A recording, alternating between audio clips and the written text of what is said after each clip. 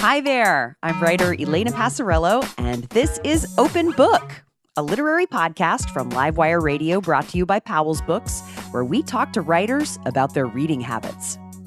When I'm not having fun being Livewire's announcer, writing is my job. I'm the author of 2 nonfiction books, and I'm currently digging my way through a 3rd project. Please send me all of your good vibes and also all of your donuts. Outside my own projects, I teach writing here in Oregon, and I work as an editor for a couple of small presses. All of this is to say that books are, without exaggeration, my whole life. This week, I'm talking to writer Omar El Akkad. Omar is a journalist turned author whose books have now been translated into 13 languages. His debut novel, American War, was named by the BBC as one of the 100 novels that has shaped our world. And his latest book is shaping the world right now. It's called One Day Everyone Will Have Always Been Against This. I've gotten to know Omar a little over the years, and he is a great writerly pal. He's the kind of pal who makes you think really deeply one minute and then makes you laugh hysterically the next.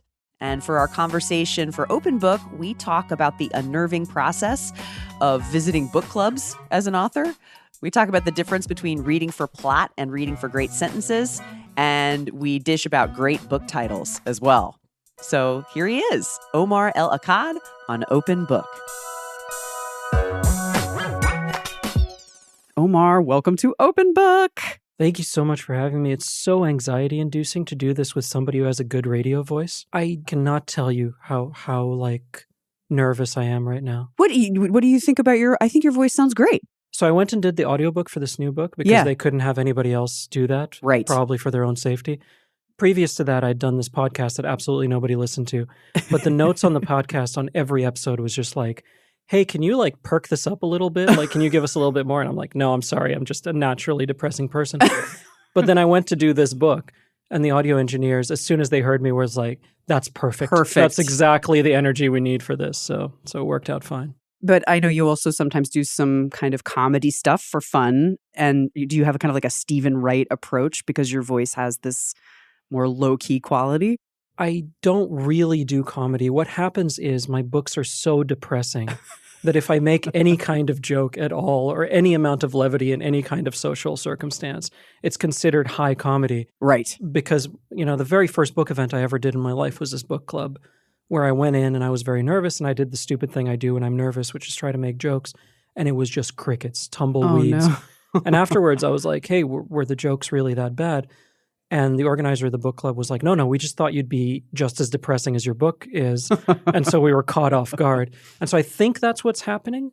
But certainly there's been many times where my deadpan has been too deadpan. Right. And once you cross the uncanny valley, it's just bad. It's just, it's weird in every conceivable way.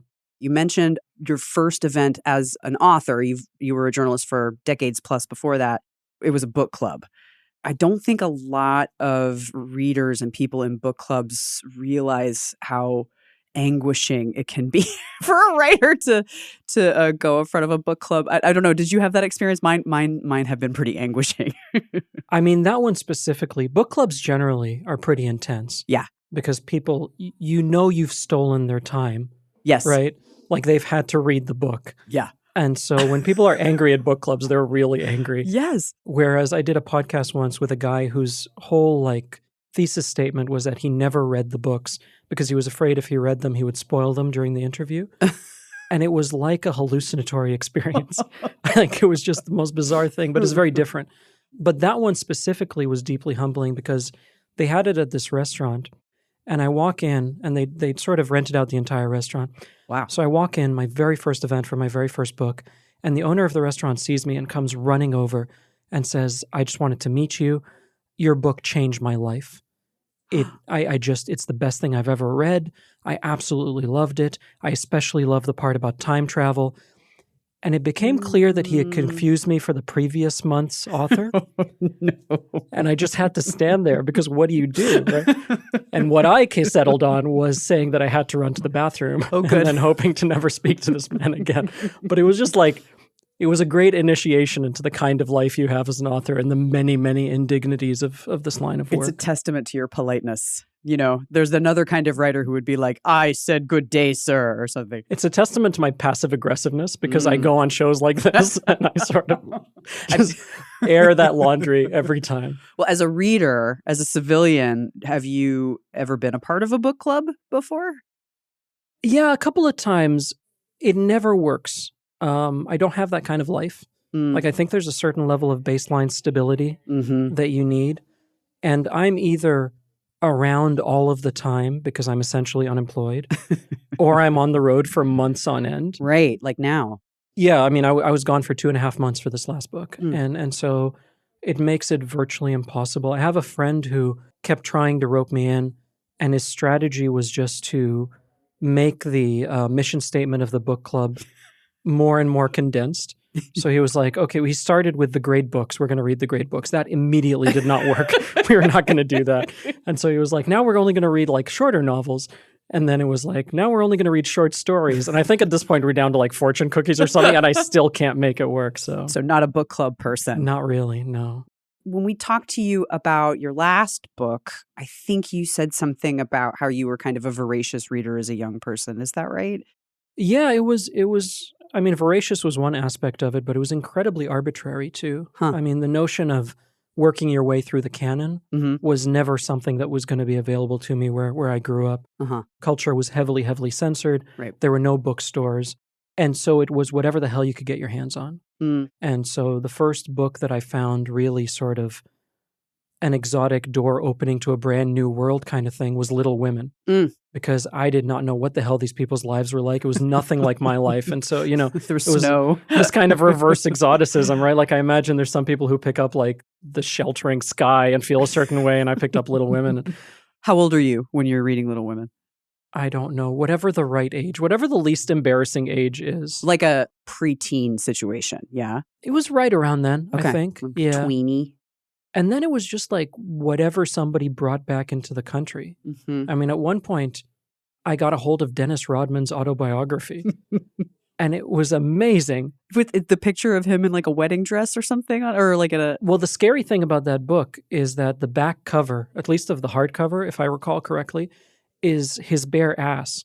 And so when you're going through customs, you're like, oh my God, I'm going to get deported. Like the whole country is, they censor, not only censor, but like you get in trouble for this.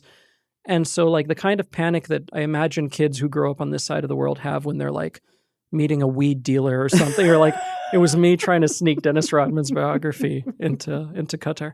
So were you rereading Dennis Rodman's biography and Little Women, or did it inspire in you? Yeah, those books are very much in conversation with one another. Yeah, I wonder if they've ever been mentioned in the same breath before. Unless it's by me, I highly doubt it. I love this. But I would think that, like when I was growing up, we would go to this kind of beach house place, and it had like 3 books, and so I just read those 3 books every summer. Were you a rereader of these texts because of the scarcity? Sometimes, yeah. I mean, I got my hands on the most random book, and I genuinely cannot tell you how this A ended up in Qatar, B ended up in my hands. And it was Drive, he said. I think it's by Jeremy Lerner. It was a guy who used to be Nixon's speechwriter. Yeah. And it got turned into a pretty terrible movie, or at least I think it's a terrible, I've never seen it. And as best I can tell, the only other book this guy wrote might have been like interviews with heroin addicts. I genuinely have no idea. But it was the sense of just, I don't know what the hell happens in Drive, he said. I couldn't tell you the first thing about the plot except that it involves a young basketball player, maybe in high school or something like that. I read that book like 100 times, and the aftertaste of it, of just like this weird, vague coolness with a little bit of like undercurrent of malice to it, remained so strong in my head. And I genuinely could not tell you a single character's name or a single thing that happened in that book. It's just the tone or the syntax or... Yeah, and that remains to this day. I mean, when I talk about my favorite books or when I talk about the books that have meant the most to me, most of the time I couldn't tell you the first thing about like a coherent plot. It's very much an aftertaste of just like I was in this space after I read it or while I was reading it. This is surprising to me because of my prejudices about people who write in different genres. I would think that somebody who wrote novels would think a lot about, like the framing out of the story would be the hook, but it's the vibe, it sounds like. No, that other stuff falls into my category of sort of jealous reading. I read very jealously and I read very vindictively. Like when there's a good sentence, I'll read it over and over again to try and figure out why and curse out the writer for figuring this out when I couldn't sort of thing. Yeah. That happens at the line level for me. I'm a real sucker for beautiful writing. And so you pick up something like, I don't know, Pilgrim at Tinker Creek or something like that. I don't remember most of that biology. I couldn't tell you about like the flora and fauna that is being described. But at a sentence level, I remember going through those paragraphs over and over and trying to think like, why? Why is this working so well? And why can't I do this? So all of that stuff falls in the sort of jealous reader bucket. And that's still, if I'm hearing you right, that's still kind of a shop reading. It's emotional, but it's still you as a writer, as your trade or as your craft. What about, for me, I have to, because I write and I teach, I have to really work hard to be able to leisurely read, to read as myself as a person. What does that space look like for you? Is it even possible now that you're writing fiction and nonfiction and touring and teaching and all this stuff? Yeah, it's a very weird sine wave. At one end of the curve, I'm reading broccoli, right? I'm reading the stuff that I know is going to be good for me. And like sometimes broccoli is cooked well and then sometimes it's absolutely not. Right. And then I'm just like, I need M&Ms right now. Yeah. And so I fluctuate that way with no sense of shame or sort of anxiety about it at all. One of the things that I've tried to do and tried to maintain just because it reminds me of my childhood is an incredibly arbitrary sort of mode of selection. That's the Dennis Rodman to Little Women curation. The Dennis Rodman to Little Women fluctuation continues to this day. I find the one exception is I can't read in the same mode that I'm writing. If I'm writing fiction, not only dystopian fiction, I can't read dystopian fiction, but I can't read fiction. I can't read novels. And so I find myself very much turning back to poetry and interviews with writers because poetry is a beauty of language at a level that I know I can't reach. Same. So there's no jealousy, right? There's not even like the prerequisites for jealousy.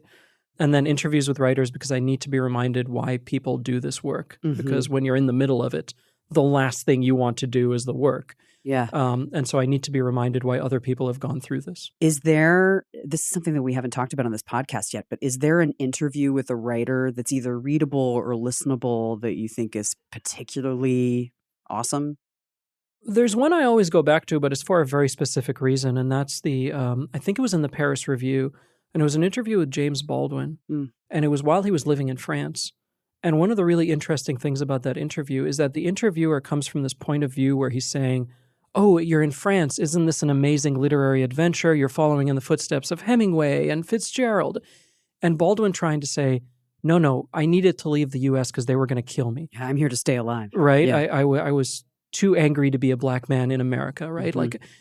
And the reason I tend to go back not only to that, but to many of Baldwin's interviews, including, I don't think this was an interview so much as a conversation, but the one he did with Nikki Giovanni. Yes. Which the reason I go back to it so often is because I think as a writer, you have some obligation to prepare for the outcome of being misunderstood and having your work misunderstood. And how you deal with that, there is no right or wrong way. There is no acceptable or unacceptable. But you have to deal with it. And the way he did, I thought, was really, really fascinating because it used it as a vehicle to deliver new insights. Yes. Rather than being defensive or saying like, you know nothing of my work, you don't understand. Yeah. And I've always tried to reach for that. I've never actually reached it, but his interviews in particular, but that one specifically, I always go back to. Yeah, he's the kind of interview subject when he talks about writing, he's talking about everything. There's an access point that's just about being a person who's alive and dealing with other people, even when he's being asked about his work on the Atlanta child murders, or Giovanni's Room. I wanted to ask you this because you are great at titling. Like American War is, you read it quickly and then it just says what it is. And then you start thinking more deeply about it. And but it's just 4 syllables, 5 syllables. And then One Day Everyone Will Have Always Been Against This is just a spectacular title. So as a master titler, Omar, what's a title that you love of a book or a short piece? What a great question. I will preempt this by saying that this is one of my favorite stories about American War. When the Chinese edition came out, they didn't like that title. No. And so I knew they were going to change it to something, but I didn't know what. And then I got the copy back months later, and they had changed it to Nobody Survives. That's the title of American War in China. What do you think about that decision? I mean, spoiler alert, I suppose, if you haven't read. I spend an unreasonable amount of time thinking of titles, and it doesn't mean I'm good at them or anything like that, but I'm fascinated by the construction process. Some of my favorites that come to mind, there's a writer whose name I believe is Khalid Khalifa, is a Syrian writer, and he wrote this beautiful book, or at least I think it's beautiful. I've not run into anybody who has read it and liked it. Mostly people have no idea what this book is. It's the chronicle of a family's life through 40 years of Syrian society, ending just before the revolution and the real bloodshed of that moment. Wow. And so it has this sort of like Russian family saga kind of vibe to it. But it's called No Knives in the Kitchens of This City. I love that title. That's good. I love that title so much. Oh. And then there's a writer named Sarah Peters who's out in Canada and who's criminally underrated both in Canada and in the US. Her new book comes out, I think, later this year. It's called Mother of God. But her first book, which came, showed up, this like a writer's life, books kind of just appear. Yes. And this one just appeared. And I knew nothing about her and I knew nothing about the book, but it's called I Become a Delight to My Enemies. And it's such a weird, hallucinatory, beautifully written. I cannot tell you what the hell this book is about. It's a novel. But it is a novel, yes. But I read that title and I was like, I'm here for it. Let's go. I Become a Delight to My Enemies. Did you ever hear that story about Kundera? It's in one of his later works, and he's like, oh, I've got a great title for my new book. It's called The Unbearable Lightness of Being. And somebody was like, no, you already titled something that. And he was like, sorry, I think this works much better for this one. I wish I could remember which later. This was like pre-Google era where you didn't have to worry about search results and SEO and stuff, right? Yeah. And I think Fitzgerald wanted to call The Great Gatsby. Oh, what was this one? Something egg? Like there was an egg in there, wasn't there? I heard it was Under the Red, White, and Blue. Oh, maybe. Which I thought it was like something of West Egg. I don't know what Gatsby the hell. It sounds like maybe he went and the fight for the title was all done over Telegram. So he'd send a title. There's a telegram in some archive that says "stop, full stop, crazy" about the name Under the Red, White, and Blue. But I think the ink was already dry on the first edition. Okay, well, I feel like I'm starting a conversation that could be 67 hours long. But we always end Open Book asking the same question. Do you have a controversial book opinion or literary opinion or reading opinion? Usually with stuff like this, I'm like, oh, I'm going to get in trouble. But like, given the content of my last book, this stuff stops sort of mattering, right?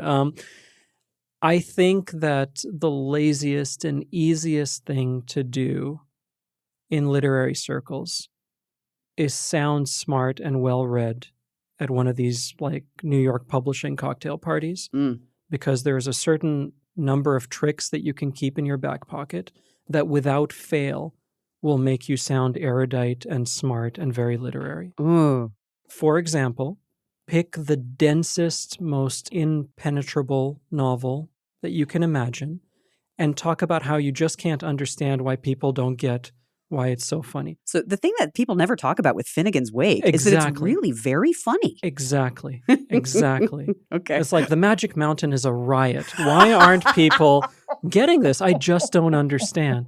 Or mention that like Conrad was writing in his third language. Or like there's certain pieces of shorthand. And so I have very little respect for the art of sounding smart at literary parties, because it's all just a bunch of tricks in people's back pockets. And it does a disservice to people who actually know what the hell they're talking about, because folks like me can wander in, pull out those 3 tricks. Right. It's like me in football. Like I know how to say there's still a lot of ball to be played. Get in the game, ref. Lock it up. Like there are a couple of things that I can say that really, I mean, it's never really failed me. Yes, But it I all don't know falls anything. apart if anybody has a follow-up question.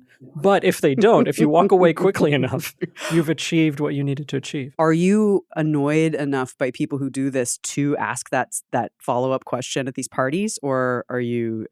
No, I have no faith in my own ability to like hold my own in that conversation regardless. And also they might actually know what they're talking about, in which case that's the reason this opinion is controversial, is because it could be entirely nonsense. And so I just walk away and keep my passive-aggressive sort of sense of disgust at the whole thing. Just to your point, I have had so many conversations at those kinds of parties about books that I have not read. Yep. Like, because I know just enough and I have just enough interpersonal communication skills.